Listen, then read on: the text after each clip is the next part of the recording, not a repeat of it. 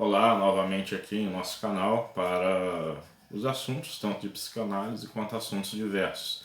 E nos comentários, em um dos comentários do vídeo que postamos semana passada sobre psicanálise, educação e política, nós tivemos a sugestão do nosso companheiro Genilson de nós falarmos algo sobre filosofia.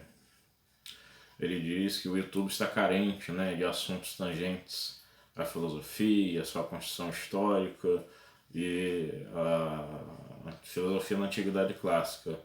Há muitos vídeos a esse respeito, mas os muitos que nós vemos, não necessariamente, por mais que sejam vídeos de milhares de visualizações, não necessariamente significa que no YouTube haja uma múltipla face, nesse campo.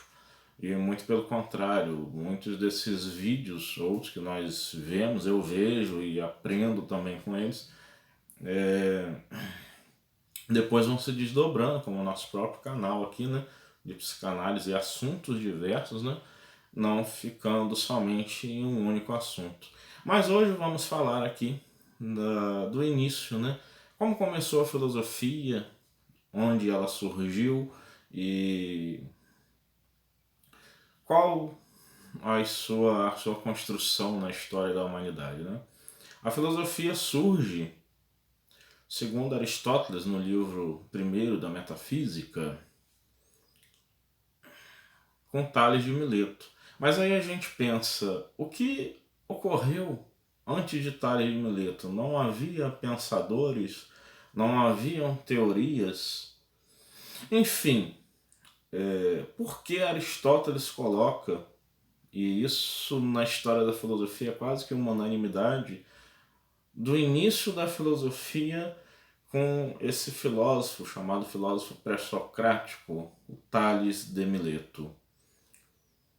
Porque antes dele, claro que haviam pensadores, haviam teorias buscando explicar a origem do mundo, buscando explicar as questões dos sofrimentos humanos, buscando dar um espaço da ética na construção da sociedade. Porém, era baseado em mitos, em tradições orais e folclóricas. Não há precisão de datas, é indeterminado nós sabermos quando começou a história dos mitos, enfim. E com Tales de Mileto começou o movimento de que é possível pensar a realidade, entender o mundo, independente de algo mítico, independente de um mito. Nós temos diversos exemplos dentro da nossa cultura ocidental, por exemplo, com a tradição bíblica. Nós temos um mito cosmogônico, um mito que vem explicar a origem do mundo, que é o mito que consta no primeiro livro da Bíblia, o Gênesis, no seu capítulo 1, falando da criação do mundo. O Gênesis é um livro de literatura oriental, é um livro de poesia, e obviamente, os teólogos, essa é uma de minhas formações também, não consideramos um livro científico, e assim não poderia ser realmente, mas um livro para dizer, explicar para um povo dentro de uma cultura específica como o mundo foi criado, como o mundo foi feito. E diversas outras culturas têm os seus mitos, como a Grécia, a mitologia grega tão bem explorada por nós aqui no Ocidente, a mitologia chinesa, a indiana. E o mito, ele vem trazer para aqueles seres humanos daquela época a questão da explicação da criação do mundo e também das bases éticas para uma convivência social. O Tales de Mileto, no século VI a.C., ele vai romper Claro que não uma ruptura radical, mas ele vai romper dizendo que é possível sim, a partir de uma realidade, nós estarmos entendendo, compreendendo o mundo.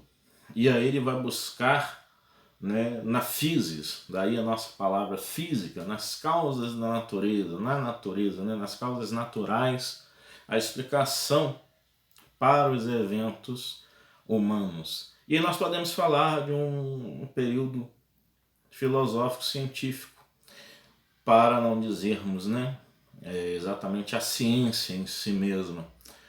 Mas isto já é fazer ciência, porque é pensar numa estrutura não mítica, em algo inacessível, não pensar em algo sobrenatural para trazer explicações, e sim na observação das coisas, nos processos dos elementos naturais, a explicação para a vida, para o seu sentido, daquelas perguntas clássicas, né? Filosóficas e existenciais. De onde viemos, por que estamos aqui, para onde vamos? Essas até são as perguntas muito clássicas, né? Faladas em relação aos filósofos chamados pré-socráticos. E assim nós temos toda uma construção histórica da filosofia e que não vai trazer a quebra total do mito em si. Por quê? Porque o mito permanece na atualidade, permanece na nossa construção de conhecimento, como este que estou transmitindo aqui um pouco a vocês. Permanece visando agora, né, uma visão psicanalítica. Por exemplo, na psicologia analítica criada por Carl Gustav Jung, o mito é muito correlacionado às questões do inconsciente coletivo, às questões dos padrões de comportamento. O que um mito pode ser enquanto símbolo bem representativo para determinados problemas psicológicos, para determinadas questões existenciais de uma criatura.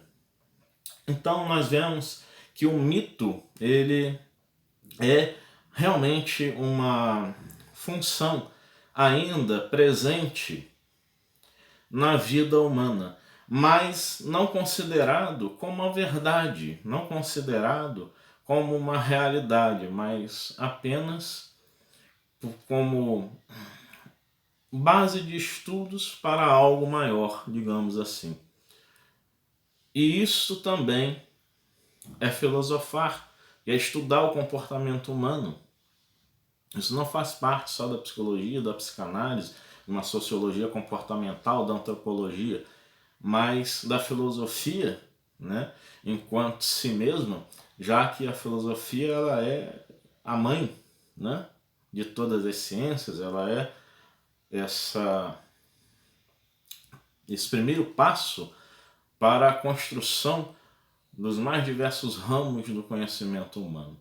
Eu espero que a partir deste vídeo nós possamos estar juntos outras vezes, a fim de nós estarmos cada vez mais adentrando este mundo tão gostoso que é a filosofia, e que os diversos pensadores do mundo, no campo da psicanálise, no campo da física, da química, da biologia, não deixaram de estar estudando, de estar se aprofundando.